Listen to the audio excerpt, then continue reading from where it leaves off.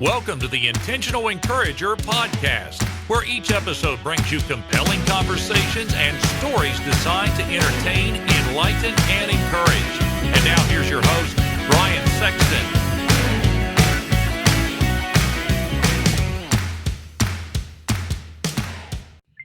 And welcome into a unique and special edition of the Intentional Encourager podcast. I'm your host, Brian Sexton. Thank you for joining us again today.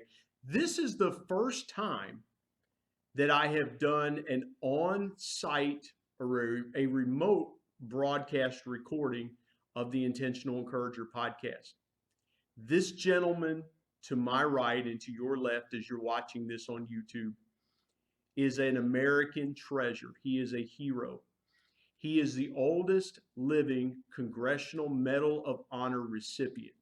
He fought in the Battle of Iwo Jima in World War II, and he is a native West Virginian. He lives in our area.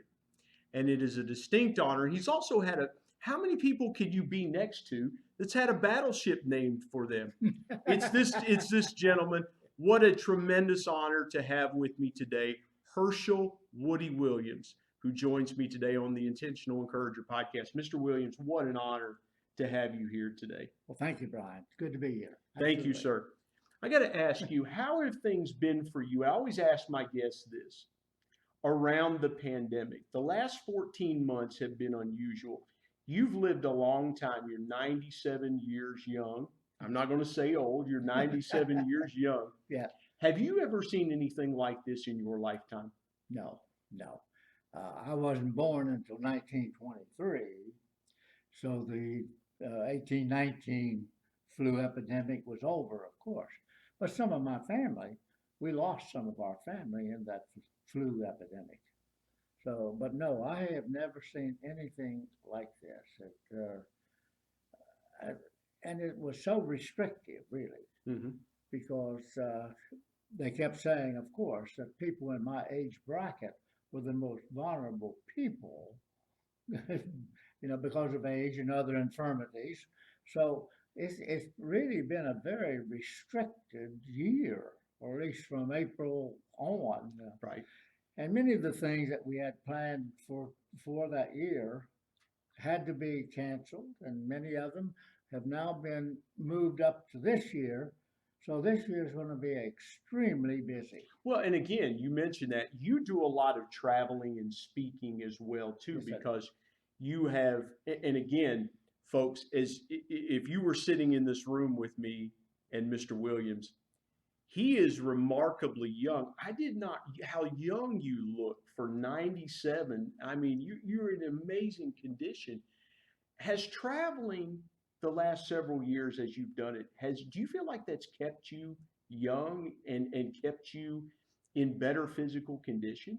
I think that's part of it, yes. But jokingly said, I think the Marine Corps vaccinated me with some sort of a serum that makes you want to do an exercise every day. A lot of guys run. I ran for years, but I was running on blacktop and my knees began to hurt because of that. So for the constant pounding you were putting on. Yeah. So I quit running and I developed on my own an exercise routine that I go through every morning, making sure that every joint in my body moves and all my muscles move in some kind of a direction. And I've done that for years. And I attribute my agility a lot to that. And most folk look at me with a jaundiced eye when I say this, but I had a boss back in the 60s that had been a colonel in World War II, and he was about 48 years old. I'm about 26 years old, and he was the most active person. I had to travel with him wherever we went, and he was just running me to death. And one day I said to him, Mr. Bevel, where in the world do you get all your energy? Because we wouldn't get into 1 or 2 o'clock in the morning, and he's back at work at 7, and I'm dragging in nearly 8. But He said, well, my dad was an old medical doctor Mhm. in Virginia, and he was the only doctor in town. He delivered babies, he did operations, he did everything. Mhm. And he said, when I was about 16 years old, he told me that if I wanted to really stay healthy and have energy, that I should drink vinegar and honey every morning. I tried to take apple cider vinegar when I had some acid reflux. I could not imagine Well, vinegar and honey. That would not be the drink of choice for me, Woody. well, it isn't, but most things that are good for you, that taste good, are not good for you. But I developed my own recipe Okay. because I was having trouble, just like you, of just pure vinegar and honey. So I worked up a recipe, My goodness, thank you. and I carry these cards with me because I get this question a lot. Hmm. What keeps you so young? And so, but I've I been love doing it. that. I put honey in my tea every morning. Yeah, I've done that for probably 2 years because honey is such a great natural. I had a friend of mine that raises bees tell me yeah, one time, he said, it's the only food that'll never spoil. that's exactly right. Yeah. And so, So yes, I've been doing and it we're going to since share, and I'll 1960. share this. I'll share this recipe in the show notes with you as well, Okay. so that folks out there that watch this podcast and listen to it, if you're listening to it, I'll go ahead and share it with you now.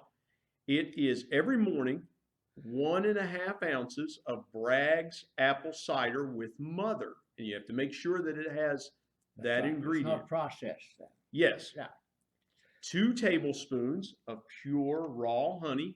And this is, at the time we're recording this, is honey season. We're right in that. So look for someone locally in your area, wherever you're watching this or listening, that is making raw honey, and you can get it that Right. way. Yeah. And then mix in 6 ounces of warm water, and an option, 2 tablespoons of pure maple syrup to improve taste. That's exactly right. And I do that. Yeah. I love it. I love it. My wife, and we're at our local bank in their conference room, their community room. My wife, who is here this morning, came in and she bought some pure maple syrup from Vermont. Oh, So we have some in our refrigerator. that's the best. Yeah. Well, she cooked with it the other night, and I could smell maple syrup all the next morning, all through our house. So improving taste. So again, if you want to have, and I'm going to try this recipe. I'm going to do this recipe. And you've been drinking this faithfully Yes, I am. since the 1960s. Yeah. Do you feel like that helped you through? Because again, as we talked about with the pandemic, people in your age group were especially vulnerable and things like that. Do you feel like that gave you an advantage? Yes, I do. Yes, I do. I think that gave me some sort of an immunity situation that made me less susceptible. Yeah, I do. Really do. As we record this, we had a gentleman in our area, Ernie West, who just Oh, yeah. passed away. Right. Ernie West was also a Medal of Honor recipient for the Korean War, and Ernie West was 89 years old. Right. As you see men from Korea, from other battles, of course, you were in World War II, then Korea was shortly thereafter. As you see men who have, and this Medal of Honor, as you see it around his neck, Congress they don't just give these out to anybody. You have to exhibit certain traits. You have to be nominated for them. But as you see men and women that are recipients that are passing away, how does that make you feel? Do you feel there has to be the fraternity, so to speak, is shrinking? How do you process that when you lose a brother or sister that's a Medal of Honor recipient like yourself? Well, it's a sad time. Absolutely. We formed in 1947 a Medal of Honor Society, we called it. I don't know where this name society came from. Mm-hmm. But at that time, we had over 400 Medal of Honor recipients from Spanish-American War, World War I, and now World War II. And we formed in New York City. Mm-hmm. And the purpose of forming the society was actually to keep us together. Mhm. We didn't have any other projects at the time. And keep in mind too, there was not the technology advantages that we have today, where Oh, you no. could communicate with people over Zoom or cell phone, telephone, Right. things like, well, telephone, but the main communication lines were letter and telephone back at that time. That's right. Or telegram. And we started having conventions at that time every 2 years. But as time went on, we began losing so many in 1 year that the society officers, the people that we elect them every 2 years, they decided we ought to go every year instead of every 2 years. So, well, and of course, we changed it to every year, and we always have a memorial service to honor and pay tribute to those who we lost in that year.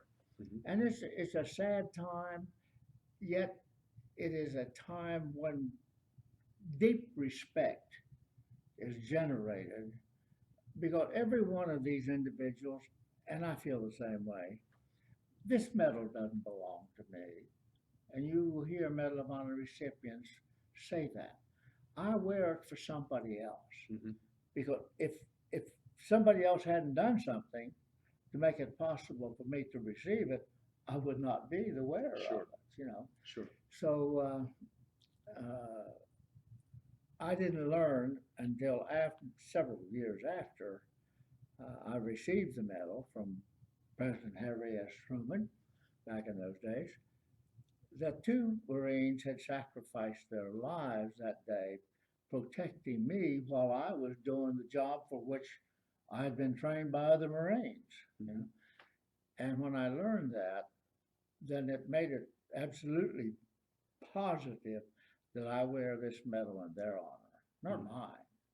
You talk about the society that you formed back in 1947. Yes.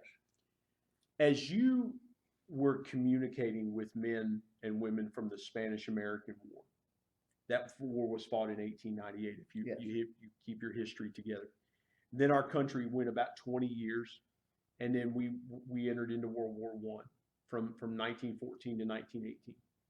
As you met people from those other wars, what was there a common theme that rang between those that had fought before you?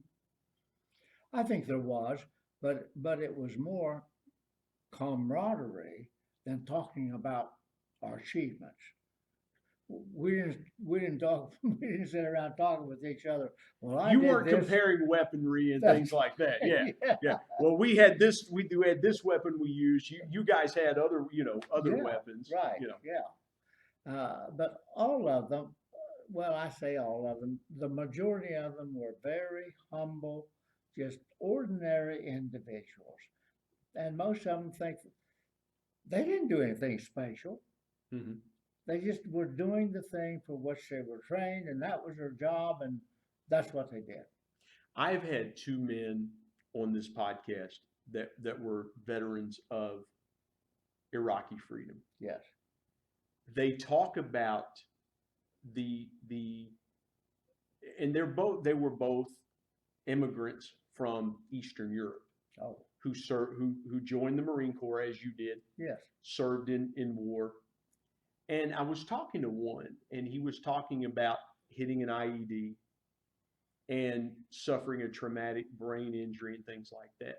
When you think about the condition that you're in today and how war was back then, because they let's be honest, they didn't have the medical technology in place in the battlefield. That's true. The hospitals in your time were very rudimentary compared to the triaging facilities that they have in the battlefield today. Yeah. We just called them first aid stations. Correct. Yeah.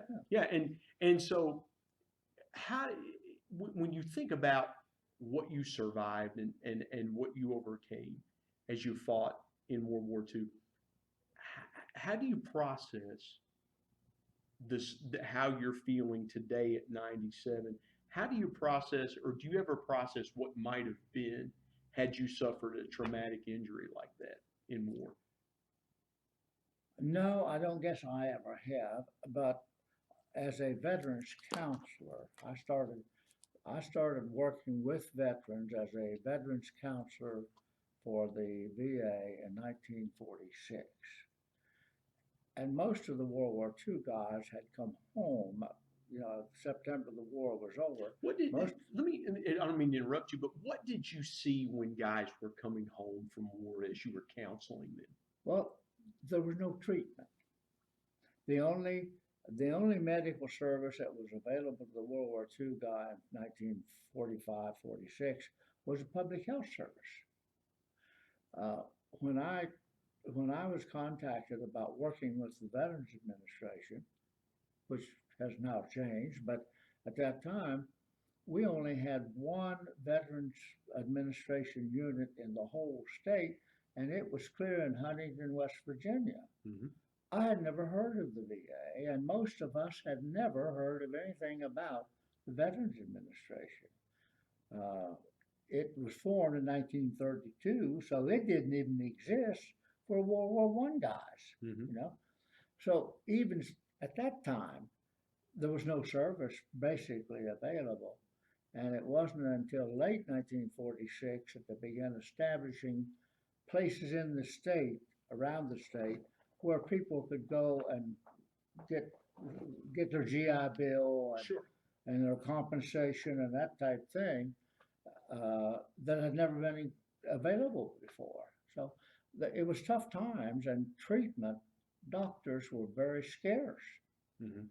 And to have the technology that we have today, it's like being on the moon before we got on the moon. Mm-hmm. You know, we used to say the man in the moon. Yeah. Well, we never dreamed that there would be a man there someday. Well, and you now have lived long enough to see us have a rover on Mars That's right. now, and we're doing things around the planet of Mars. I mean, it's incredible. It is. When you think about veterans care, and I want to go here for just a minute. Yeah. I have always believed that our highest priority as our country should be to take care of our men and women who have served this country. Absolutely.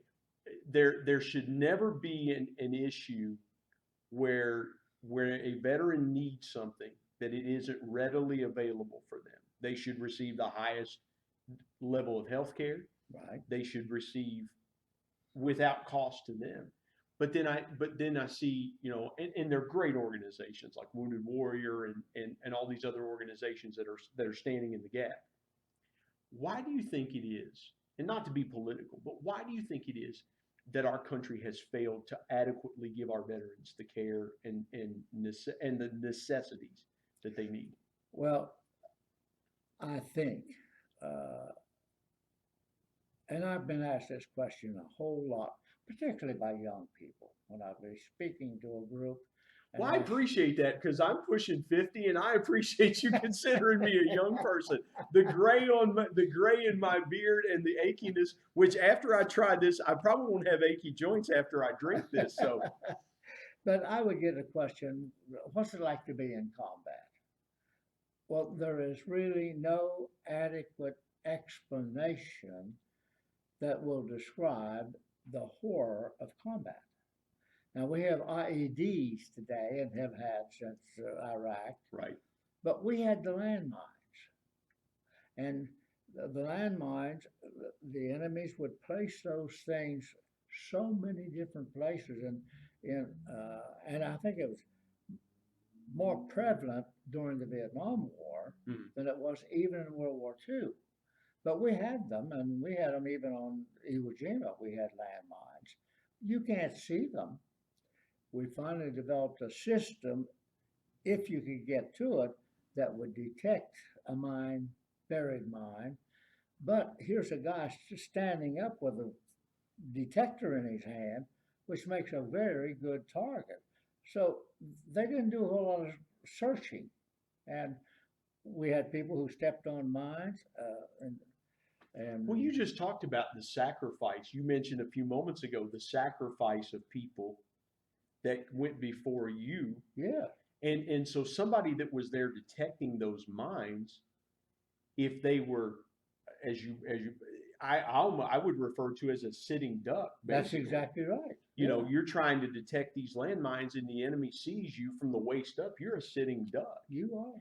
Yeah. And so that it just speaks to the sacrifice Right. that you talked about. And again, I had a friend of mine comment. He was watching a World War II documentary, and I commented back to him on Facebook. I said, "Wait till you hear the story, your story from World War II." And we're going to get into that in just a minute. And he made the comment that the famous line, I believe it was General Patton or MacArthur, one that said, "War is hell." Right. And you just spoke to the combat. Let's talk now about your story. Let's tell your story. You grew up in this area, correct? Yeah, I'd like to do that. Yes, But I please. want to back up just a moment, because once the veteran population began to be recognized and benefits began to be established for them through the Congress, we've done a pretty good job in recognizing the service of veterans. You know, we have veterans memorials and monuments in every, I don't know whether there's a large city or any city that doesn't have one. Mhm. But the folk that have really been forgotten are the families that lost a loved one in our armed forces. Right after World War II, when the Army or military, whatever branch, War Department we had back then before the Defense Department, when they sent out the telegram to tell them that their loved one had been lost, that severed their relationship. There was no contact afterwards, nothing. So those individuals had to come to the VA because that was the only source of information and benefit. They were literally left to pick up the pieces. That's correct? exactly right. So we forgot those people. We really did. Particularly the relatives of those, like cousins and aunts and uncles and grandmas and grandpas. There was no contact by the Army or any branch of the service with them at the time this happened. They dealt strictly with the next of kin, whoever that was. And so once that was over, they were done. So now it depended on the VA to pick up the ball and run with it. And of course, as an interviewer, veterans counselor, I talked to a tremendous number of those people right after World War II because nothing was done during World War II. Absolutely nothing. And so I've got to ask you this. Please forgive me for Sure. cutting in you, but I'm trying to put myself into your shoes as a veterans counselor. And you're talking about families that were basically, here's the telegram. yeah, I'm so sorry for your loss. yeah, You know, we've seen the scenes in the movies where someone from the War Department comes, hands Right. them the telegram, sorry for your loss, you know, takes the cap off and then walks away. And again, they're left to pick up the pieces. Did you ever have, and some people, and someone you know well, Red Dawson, who was in the We Are Marshall movie, he survived. He didn't make the Marshall plane crash. He was driving a car. right. Talking about survivor's guilt. As you were counseling some of these families, did you ever have survivor's guilt that you came back and many of the men you served with did not? Many times, absolutely. And one of the things that I have said, back far as I can remember, why me? Why did I survive? Why did the things happen to me that didn't happen to the other guy? You know, I think of the two Marines that sacrificed their life on February the 23rd, 1945. How come they lost their life and I didn't? I don't have the answer to those questions, but it's always bothered me, really has. And when I would be talking to a mother and a father who lost a son, that thought would come, you know, why me? Why am I here and they're not, you know? So in 2013, in West Virginia, the first state in the Union,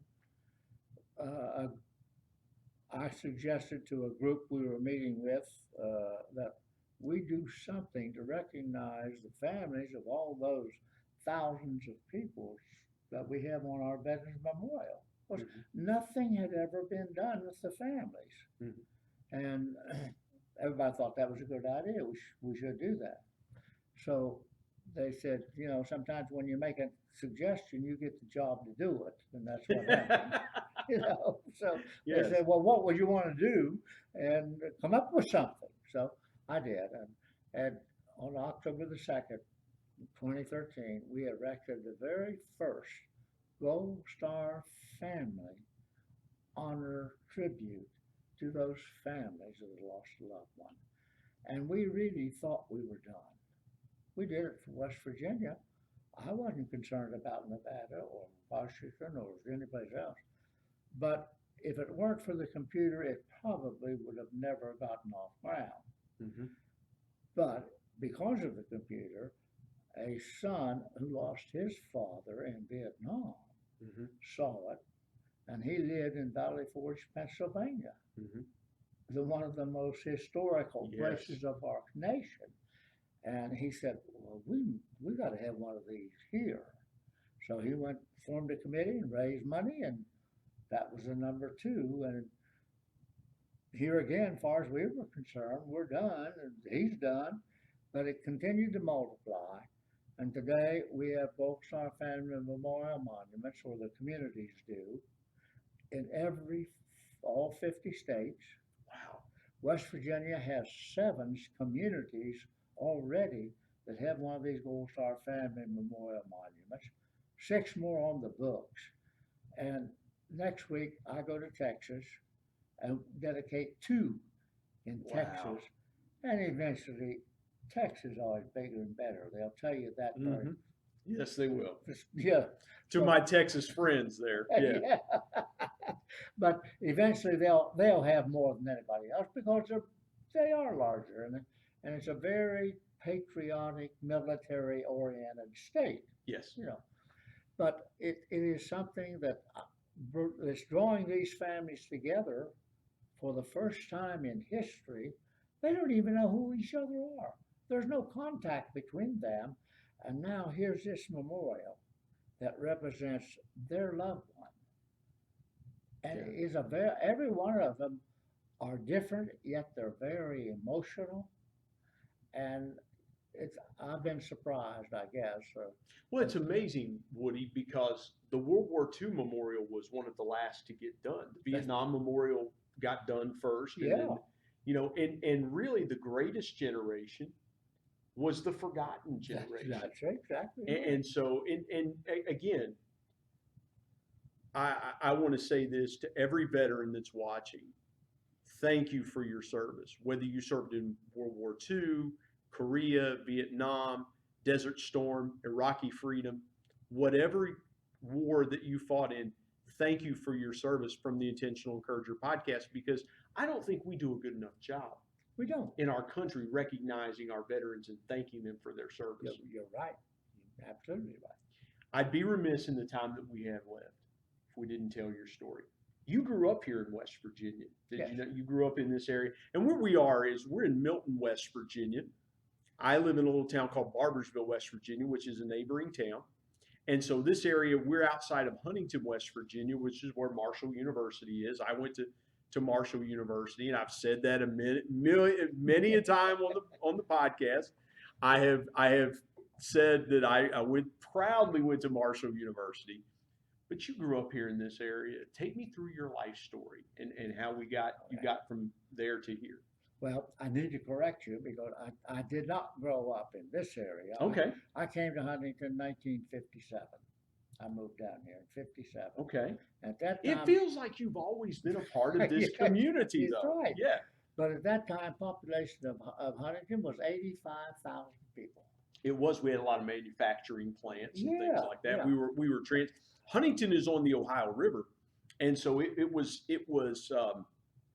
for those that don't know, it was a river port founded by Collis P. Huntington, who was a railroad magnate. He Yeah. wanted a river port to connect with rail. So we've always had river and rail in our area. Exactly. So what brought you to Huntington?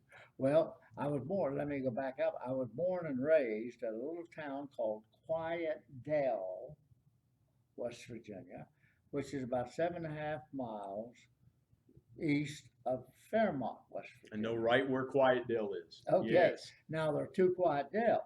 Mm-hmm. There's one in Hershel County, Mm-hmm. and it's right on the interstate, Yep. and the other one's in Marion County, which is just on a country road between Fairmont and Grafton. Yep. So that's where I grew up, and I grew up on a dairy farm. My dad started a dairy farm when I was just a toddler, and so I stayed on the dairy farm until I was 16 years old. Yeah, so that was my life, really. And you saw the Great Depression. You were a child during the Great Depression, correct? Yes, I was born 23, but everybody were practically in the same boat even before the Depression in 29. Mm-hmm. If we didn't have it, we had to make it.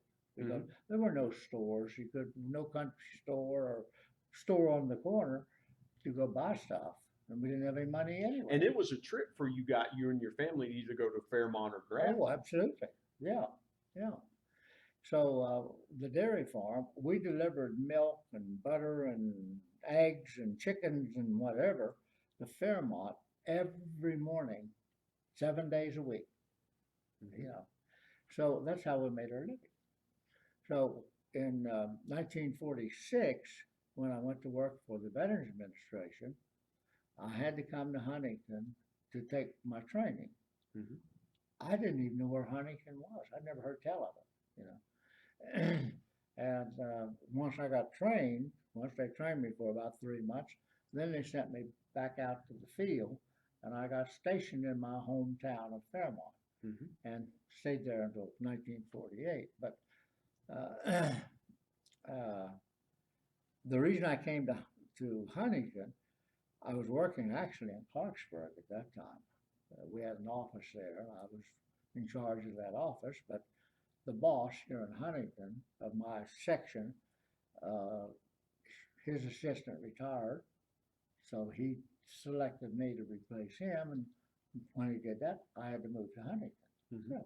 So in 1957, I came here. That's how you came here. Mm-hmm. Do you remember getting, at that time, how would you have been drafted to go to war? You were born in 23. Yes. So when the war started in 1941, you were 18 years old. By that time, soon to be 19, because the war started in late December of 1941 after the attack on Pearl Harbor. Right.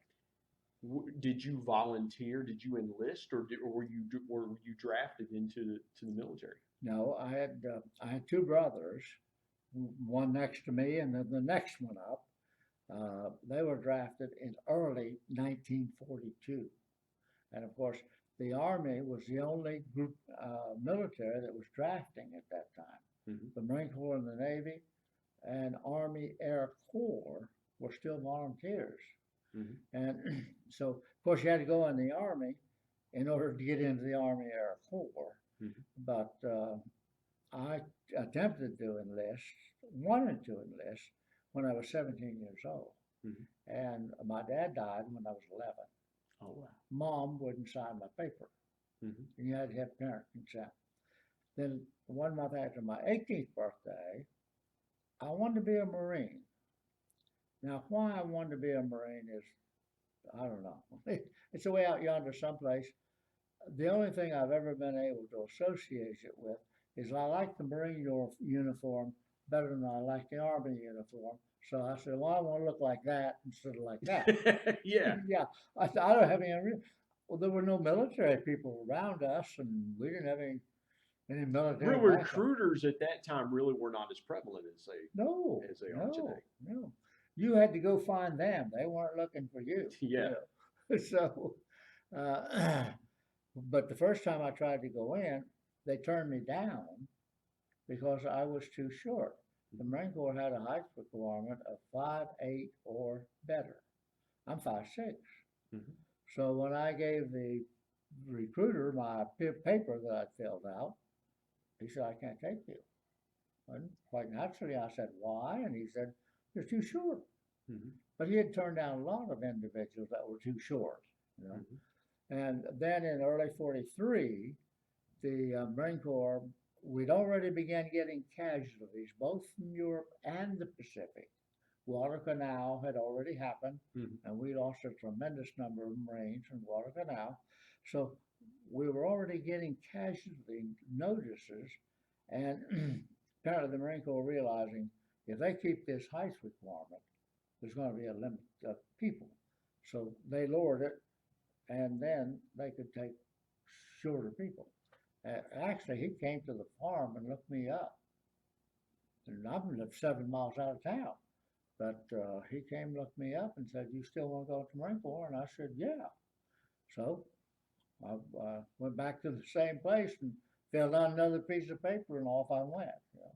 Did you think this was early 43? Yes. Did you have any idea the trajectory that your military career would take? No. Or what were you doing when you enlisted? Were you just did they put men in waiting, so to speak, to send them off to battle? Yes. Well, to send them, you had a waiting period even to get in. There were so many people wanting to get in the Marine Corps that they didn't have all the drill instructors that they needed. They didn't have housing for these people. So I actually was qualified in February, but I didn't go until May. I had to wait that long before they could take me. You know, and I should have gone to the boot camp on the East Coast, but because they were getting so many volunteers there, they began shipping we East Coast guys to the West Coast. Mm-hmm. And I never dreamed I would even leave the United States to do anything. I thought I'm going in to protect my country and my freedom so that nobody can take that away from us. Wow. And I didn't know until I got into boot camp that we were fighting in the Pacific, and that's eventually where we're going to end up. So how did that happen? How did it end up that you ended up in the Pacific? Well, of course, after I finished boot camp, then they began training us for other specialties, if you would. But the main specialty was a rifleman. Everybody in the Marine Corps got to become a rifleman. And so they put us into combat type training in California. And that lasted from about June until August. And then that's when we learned we were going to ship out on a ship to the Pacific. We didn't know where we were going. And none of us had ever been on a ship before, of course. But they shipped us out to the Pacific and to an area where they were dispersing Marines to fill in the slots where other Marines had been wounded or killed. Mm-hmm. So you didn't know where you were going to go until they said, got a group together and said, well, you're going to this island.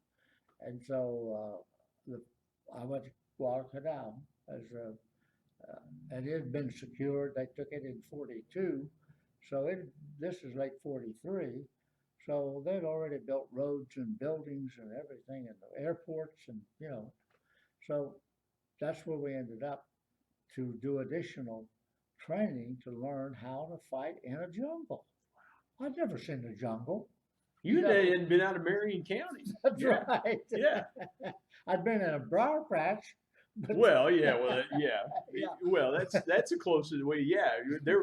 Yeah, I remember growing up, I was taking my son one day where I grew up, and I said, we used to play in those weeds back in the, back. Right. And he was like, whatever, Yeah. Take me to the day that changed your life, the Battle of Iwo Jima, where you were awarded the Medal of Honor. You mentioned and you talk about what I noticed. 77 years later, the deep respect that you have for the two men, the deep respect, and for all the men that you serve with. I noticed when you were talking about that, the deep respect that you had for those men. Take me through that day that literally changed your life. Absolutely. Well, when we finally got ashore, we tried to go in the first day, but the Marines were pinned to the beach and there was no room for us to land. They couldn't get off the beach because they had them pinned down there with artillery and mortars. And this was the Japanese army, correct? Yes, yeah. So finally, by the second day, they'd been able to break through the Japanese defense line and move forward. So that gave us room to get in, and so we went in on the second day. And when we got ashore, our commanding officer got a few of us together, people that had a little bit of rank or was in charge of other people. And when I hit the beach, or when we landed at the beach, I had 6 Marines in my little special weapons unit where we'd been trained to be an operator of a flamethrower and a demolition specialist. So we could either blow something up or burn something up, in addition to being a rifleman. And you're a rifleman full time. When you're not doing something else, you got to be a rifleman. So he told us that our objective was to take the pillboxes. Today they call them bunkers, but in those days they were pillboxes, and they were reinforced concrete pillboxes. They'd put a lot of metal through this concrete, so if a bomb hit it or a piece of artillery hit it, it didn't do a whole lot of damage to it because it was so reinforced with armed bars. Which is a technological feat in of itself, because when the Marines landed, and again, I'm trying to picture this. When the Marines landed on the beach at Iwo Jima, there were men that had to work quickly to get these bunkers set up to be able to have a defense point. Is that correct? No, they were already built when we got there. Okay. Oh, yeah. He built, I've seen figures, he had 800 of these pillboxes on Iwo Jima. Oh, wow. Big, little, different sizes, maybe a one-man pillbox. But he's in that position and protected. So your commanding officer was telling you guys, hey, look, get into these pillboxes as quickly as you can, get these reinforced so that we can, because they knew they were pinned in already, correct? Yeah, but the Japanese is in the pillbox. Okay. Japanese are in the pillbox, and they are protected except for a slot in the front of the pillbox, clear across the front of it, where they could stick their weapons out, and they had a big field of fire out here because they could just fire in almost every direction except back. And now we're trying to approach that pillbox head on. And every time we would jump up and run from one position to another, we'd lose the Marines because naturally they could see us. So going across the first airfield, there was no protection on the airfield. And we lost a tremendous number of Marines just getting across the airfield because they could see us and they could mortar us, and they had machine guns set up to protect the airfield.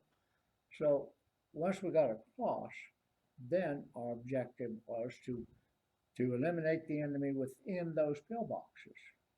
And every time we would get up and move forward, we'd lose Marines.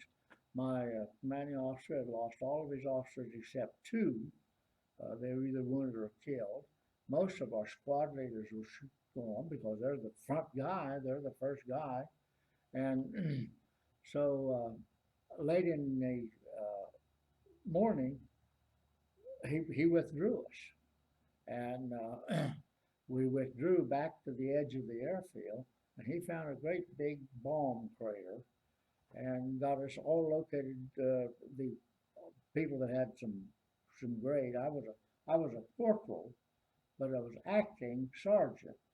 Well, that made me eligible to go to the meetings, and he called for his NCOs to all gather in this hole with these last 2 officers and try to figure out what we're going to do. We're losing Marines and we're not gaining anything. Literally by the moment you're losing men. That's exactly right. And the 6 Marines that I'd had in my unit, I had placed them with other units, and they were gone. So I'm the only flamethrower guy left. And the only reason I'm left is I'm back in headquarters company, uh, making up, filling flamethrowers and demolition charges and all that stuff in the event they need them. Figuring it out as you go, basically. Yeah. And so in that meeting, we're all down below ground level, so grazing fire can't hit us. Mhm. And he asked me if I thought I could do anything with flamethrower, because we were making no progress just getting up and trying to move forward. And I have no idea what I said. Some of the Marines later, when we got back to Guam, somebody interviewed them, and they said what I said was, "I'll try." Now, whether I said that or not, I have no idea. But anyway, he told me to pick 4 Marines and see if I could do something about the pillboxes. And I selected 2 Marines, actually out of my own squad that I'd been in, and before I got in this special unit. And then I picked these other 2 Marines. I didn't know who they were. I'd never seen them before. And we were so disorganized, it didn't make any difference what outfit you belonged to. You were just a Marine, period. Right. And I just picked those 2 guys and gave them their assignments. They're supposed to shoot at whatever pillbox I'm going to select to try to get flame inside. They're to shoot at that aperture, that hole, keep the Japanese from being able to fire at me. And so I began working. And the first pillbox that I tried to get to, I'm crawling. You've got 3 metal tanks hanging on your back that weigh 70 pounds. And so you don't just stand up and move forward. You crawl most of the time. And then when you fire it, you're using gasoline and diesel fuel, which gives off a great big black smoke. Well, the minute you do that, that's when they center in on the mortars and artillery if they can. So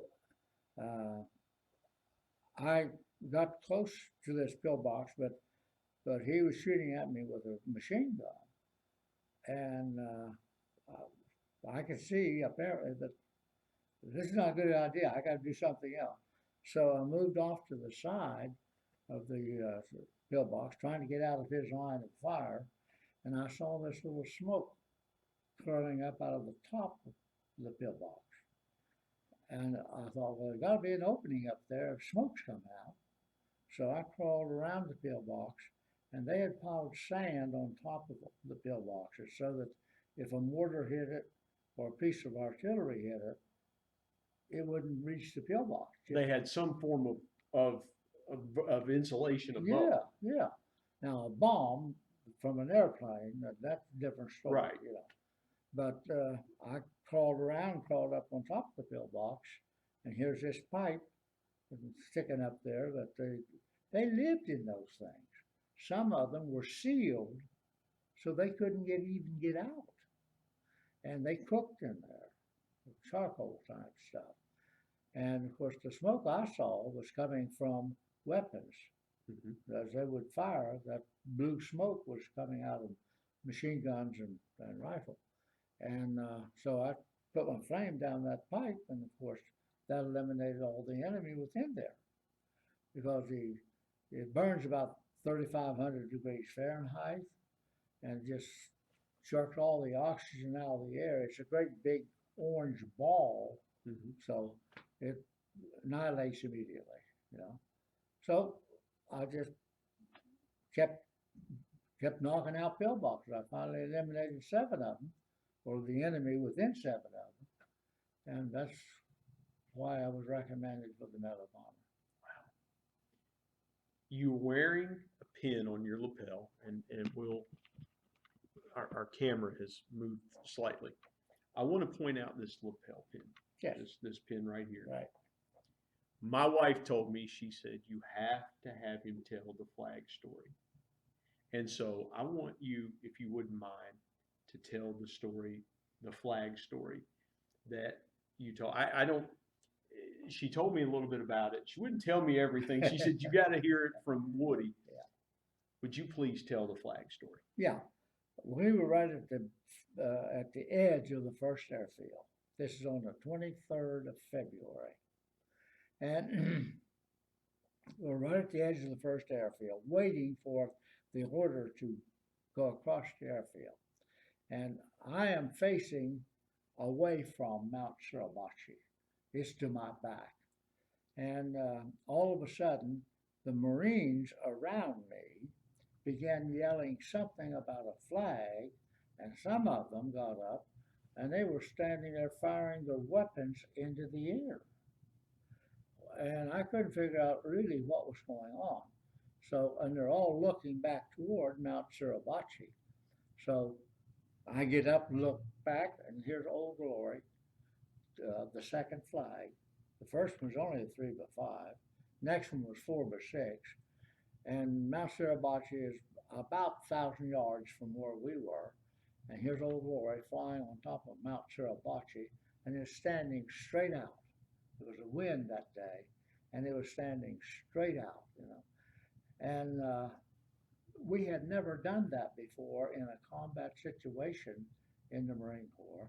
We always waited until we secured the island. We took charge, then we put up a flagpole and put a flag on it. And that's the way we'd always done it. But we had never erected Old Glory prior to securing the island. And now we're only 5 days in on Iwo Jima, and Old Glory's fine. So I started doing the same thing these other guys were doing, firing my weapon into the air. I mean, it was a kind of a celebration type thing, and it was a spirit lifter. It really was. I have said the Marines did a terrific job in taking Mount Suribachi, but the ultimate thing that drew all the attention to Suribachi was Old Glory, because you could see that thing from all over the island. Wow. So that's my flag story. Well, and it reminds me of after 9/11, the firefighters in New York City Right. raising the flag that had been atop the World Trade Center. Right.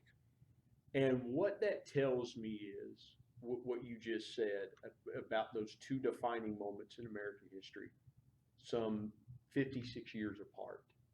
Of course, that's September 11, 2001, 57 years apart, is that in the midst of turmoil, the flag is still going to stand. Absolutely. In the midst of chaos, in the midst of battle, because on September 11th, the enemy came to us. That's right. We weren't on enemy soil. The enemy was on our soil, and it attacked us on our soil. When you think about that moment, now 77 years later, what does the flag represent to you 77 years? As you knew what the flag represented to Woody Williams, the 21-year-old Woody Williams. What does the flag represent to 97-year-old Woody Williams? Well, to me, it is the only symbol in our country to which all people can gather around. With anything else, there's going to be different opinions, but the flag, there is only one opinion. It stands for America. Wow, that is so powerful. You're awarded the Congressional Medal of Honor. You come to Huntington in 1957. I want to tell very quickly. I want to tell the rest of your story. All right. Because most people know you for that singular moment, but you've had a lifetime of experience. Oh my. And a lot of other things. And we're proud of you as a West Virginian because of the other things that you represent, not just the Medal of Honor, but the other things. As you think about your life, what are some great accomplishments? What are things that you're most proud of in your life besides the Medal of Honor? Well, I have been so blessed and honored by my state to imagine prior to prior to a ship being dedicated to me that's going to carry my name on the seven seas. I would have never dreamed that is a possibility for a little hillbilly West Virginia, you know. And of course, I didn't do a thing to accomplish that. Others made that possible. Another Marine by the name of Ronald Robleski lived in Huntington. He now it was 19 years before the ship was designated, but he worked at it for 19 years to convince people that I should have a ship with my name on it. Wow. And even yet today, when I get on the internet and I see where that ship is, and it's up near Greece and up near Africa, and I think that thing's sailing up there, not sailing anymore, but moving up there, back and forth, protecting our freedom, but also giving other people a security that they've never had before. Mm-hmm. It's just almost unimaginable. It's really difficult for me to comprehend. What would you say to those men and women? If we were able to directly pipe into the USS Hershel Woody Williams, what would you say to those men and women on that ship? Well, what I said to them when we dedicated it on March the 7th, a couple of years ago, that they are the epitome of protection for America. Wow. They are the epitome. They are there, and if necessary, would risk their life every day for us. That takes a tremendous amount of commitment. And well, you mentioned their families. Yeah. They're gone for 6 months. Six months. Yeah. Yeah. With very, very little communication. That's right. With their families. Yeah. And as well outfitted as those ships are, there's still only certain times that they can communicate with their families over video calls and things like right. that. Yeah. So in the last moment we have, and you have been so gracious with your time, Woody, I want to give you the opportunity to look toward that camera. This podcast is the Intentional Encourager podcast. We have gone through a lot in the last 14 months. We started our conversation talking about the pandemic. Do you have a word of intentional encouragement for people that would be listening to this today? Well, I certainly don't know the answer to the virus. That's not within my capacity. But if we, as a citizen of this country, if we don't participate in this vaccination program to where the majority of us get this vaccination so that we can get rid of it and control it, we're going to stay in trouble. So I would encourage everyone to get the vaccination. If you have doubt, check it out. There's just all sorts of information available that I believe will convince you that it's the best thing to do, just to protect yourself and your family. Don't think just of yourself, because if you get it, then there's always a possibility you're going to pass it on to somebody else. Sure. So think of others, and please take advantage of being vaccinated so we can get this thing behind us and get back to some normalcy in our American life. Well, I want to say on behalf of this audience, thank you again for your service. It's not often you get to sit in the presence of an American hero. It's not often that we get a chance to have an American hero next to us. And his message is so true. Think of others. That's the thing that I'm going to think about from this conversation. Think of others.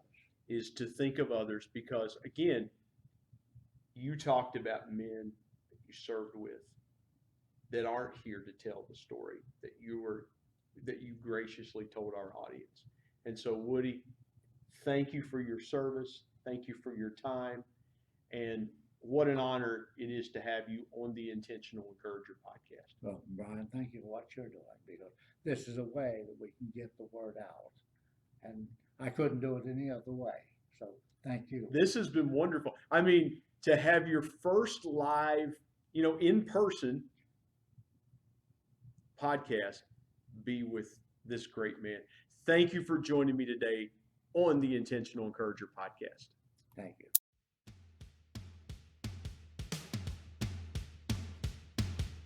My thanks as always to producer Bryce Sexton and technical advisor Matt Means. And of course, the ultimate thanks goes to the Lord Jesus Christ, who provides intentional encouragement every day through his word. If you're not subscribed to the Intentional Encourager podcast, hit the subscribe button wherever you get podcasts so you don't miss an exciting episode where you can get encouraged and stay encouraged. And remember, anyone, anywhere, at any time, any place can be an intentional encourager.